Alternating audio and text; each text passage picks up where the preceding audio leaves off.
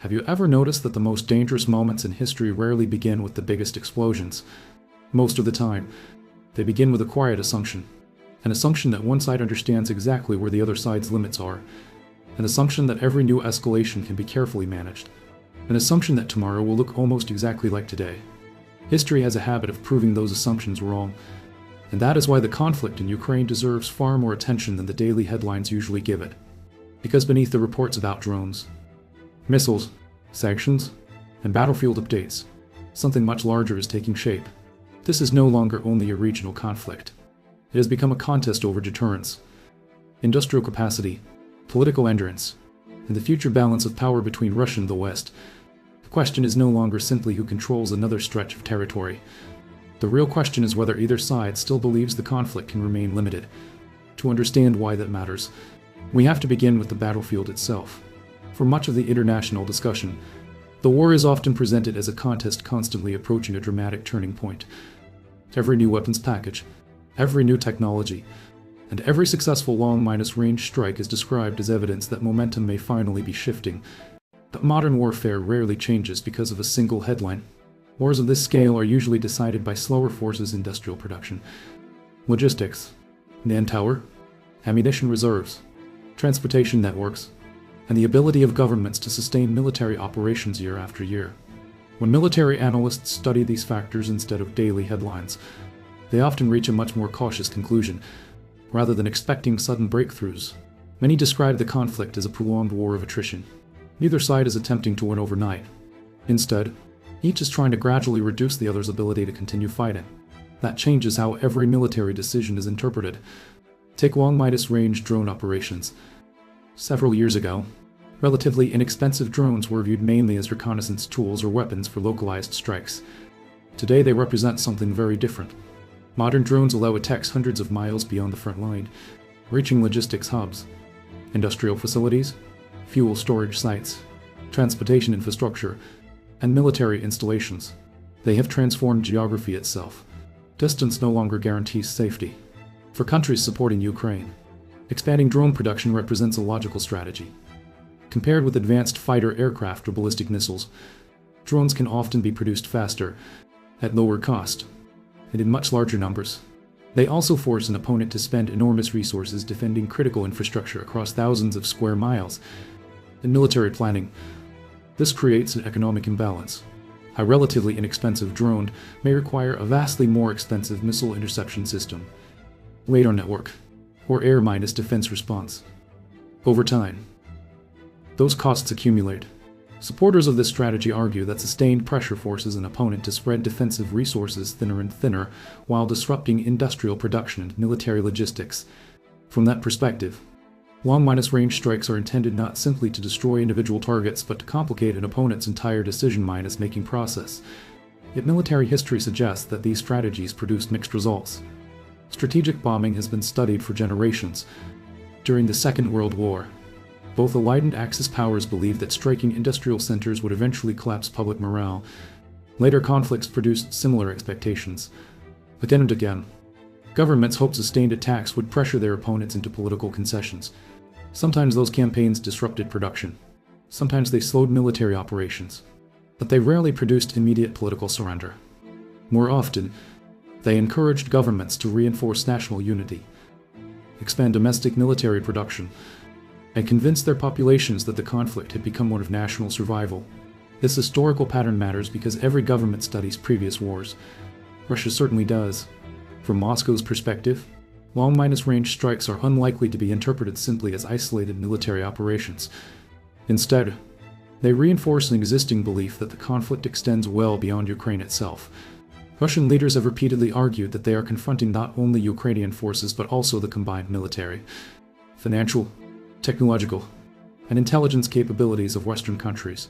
Whether outside observers agree with that assessment is almost secondary. In international politics, perceptions frequently matter as much as objective reality.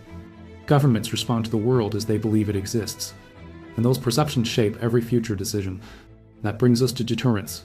Deterrence sounds like a complicated strategic theory, but its foundation is surprisingly simple. It depends on convincing an opponent that crossing certain lines will produce unacceptable consequences.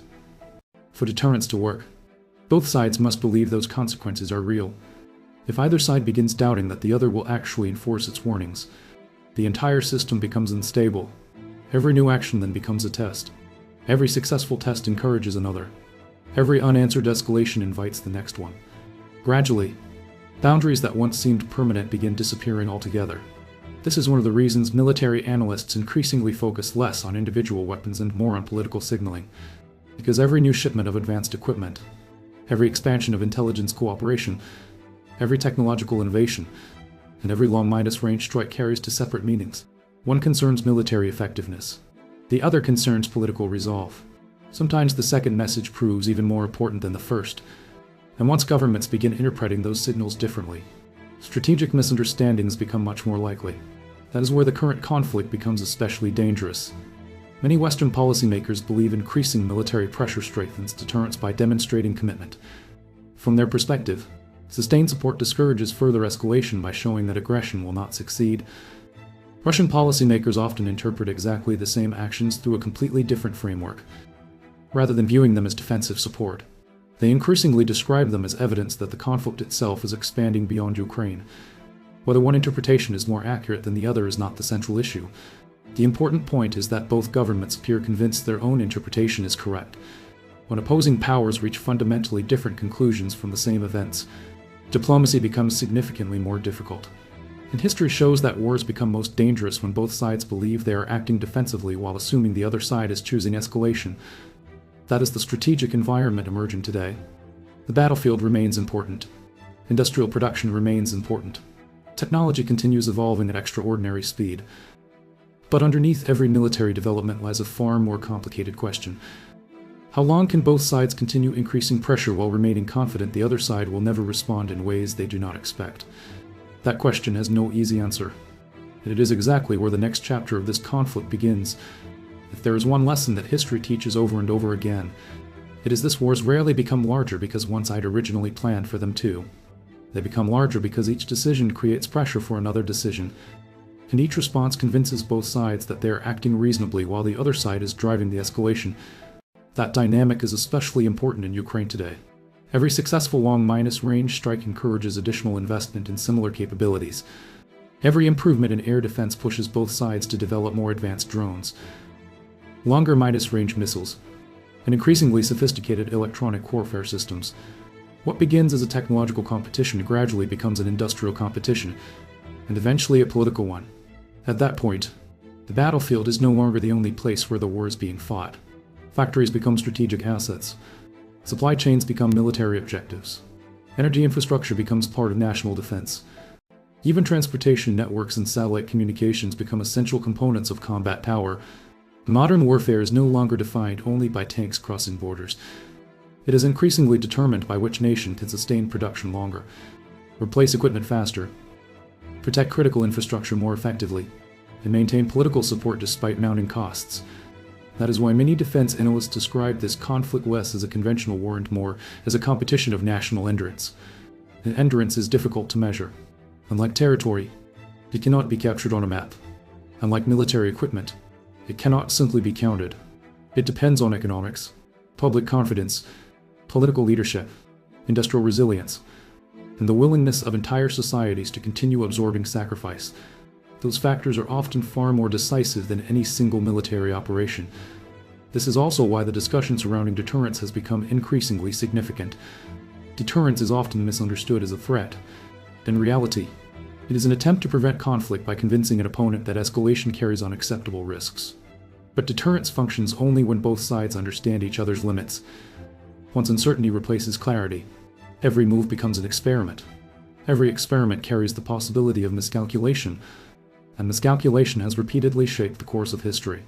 Military planners understand this perhaps better than anyone else. Throughout the Cold War, enormous effort was devoted not simply to building stronger weapons, but to communicating intentions clearly enough that neither superpower accidentally crossed a line the other considered unacceptable. That communication was never perfect, but it existed. Today's strategic environment is considerably more complicated. Multiple actors are involved. Technologies evolve faster than diplomatic institutions. Cyber operations, autonomous systems, long-range drones, artificial intelligence. satellite surveillance, and electronic warfare all create new forms of competition that previous generations never had to manage. Each innovation promises greater military advantage. Each innovation also creates new opportunities for misunderstanding. For example, a drone strike against military infrastructure may be viewed by one side as a limited tactical operation. The receiving side may interpret exactly the same strike as evidence that an entirely new phase of the conflict has begun. Neither interpretation necessarily reflects subjective reality. Both reflect strategic perception, and perception often drives policy far more quickly than verified facts. This is precisely why military strategists spend so much time discussing escalation management. Winning a battle is only one objective. Preventing that victory from triggering a larger conflict can be equally important. That balancing act becomes increasingly difficult as the conflict continues. Every additional month expands defense production. Every additional weapon system creates new operational possibilities. Every successful innovation encourages further investment. Eventually, both sides find themselves operating inside a strategic environment that neither originally anticipated. This is where Europe finds itself today. European governments face a complicated challenge. On one hand, they view continued support for Ukraine as essential for maintaining regional security and demonstrating long-term political credibility. On the other hand, every expansion of military assistance also requires careful consideration of broader regional stability, defense readiness, energy security, and economic resilience. Those priorities do not always point in exactly the same direction. They must constantly be balanced against one another. Across Europe, defense spending has increased significantly over the past several years. Industrial production is expanding. Military procurement programs are accelerating. Governments are rebuilding stockpiles that had steadily declined after the Cold War. These developments reflect a broader recognition that the European security environment has fundamentally changed. Whether that trend continues for years or decades remains uncertain. But few policymakers expect a rapid return to the strategic conditions that existed before the conflict began. Meanwhile, Russia faces its own strategic calculations. Its leadership must balance military objectives, domestic economic pressures, international partnerships, defense production, diplomatic relationships, and long-term national security concerns. Every government engaged in prolonged conflict eventually confronts the same difficult question. How much additional pressure can be sustained before the costs begin exceeding the expected gains? There is no universal answer. Every country reaches that point differently, which is exactly why predicting future decisions becomes so difficult. This uncertainty leads analysts toward three broad scenarios. The first is gradual stabilization. In this scenario, neither side achieves a decisive military breakthrough, but both eventually recognize that further escalation produces diminishing strategic returns. Military operations continue at lower intensity while diplomatic channels slowly reopen. This outcome would not represent a traditional peace agreement. Instead, it would resemble a prolonged period of uneasy confrontation, where active fighting decreases without fully resolving the underlying political disputes. The second scenario is prolonged attrition. Under this outcome, neither side fundamentally changes strategy. Military production continues expanding.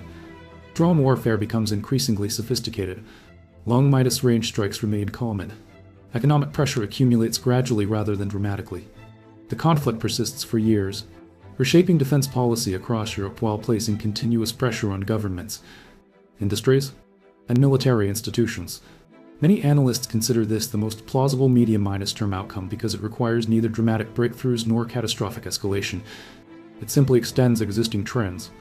The third scenario is the one policymakers work hardest to avoid: strategic miscalculation. Not necessarily because either side intentionally seeks wider confrontation, but because each believes the other understands its limits. History repeatedly demonstrates that wars often expand through accumulated misunderstandings rather than deliberate decisions. One operation receives an unexpected response. One warning is interpreted differently than intended. When military action produces political consequences nobody fully anticipated, the resulting chain reaction becomes increasingly difficult to interrupt. This possibility explains why military communication remains so important, even between governments that fundamentally disagree. Dialogue during crises does not eliminate competition. It reduces uncertainty, and reducing uncertainty has always been one of the most effective tools for preventing unintended escalation. Ultimately, the future of this conflict will depend on far more than battlefield developments. It will depend on industrial capacity, diplomatic flexibility, technological adaptation, political leadership, economic resilience, and perhaps most importantly, whether all parties continue believing that escalation remains controllable. Because history offers one final lesson that deserves careful attention. Major powers rarely expect to lose control of events. Almost every generation believes its technology, its intelligence, and its planning are sufficient to manage crises more effectively than those who came before. Yet history repeatedly reminds us that once conflicts become sufficiently complex, events often begin shaping leaders rather than leaders shaping events. That is why the Ukraine conflict matters far beyond Eastern Europe. It is not simply a regional military confrontation. It has become a global case study in modern deterrence, industrial warfare, technological competition, alliance politics, and strategic decision-making under extraordinary uncertainty. Whatever its eventual outcome, military academies, policymakers, historians, and strategic planners will study this conflict for decades, not because it introduced entirely new forms of warfare, but because it demonstrated how rapidly modern technology, geopolitical rivalry, and competing security interests can combine into one of the most complicated strategic environments of the 21st century. And perhaps that leaves us with the most important question of all. In an era where technology evolves faster than diplomacy, where military competition extends far beyond traditional battlefields, and where every major power believes its own actions are fundamentally defensive, what mechanism still exists to prevent competition from becoming confrontation? That question has no simple answer. But the answer may shape not only the future of Ukraine, but the future stability of the international system itself.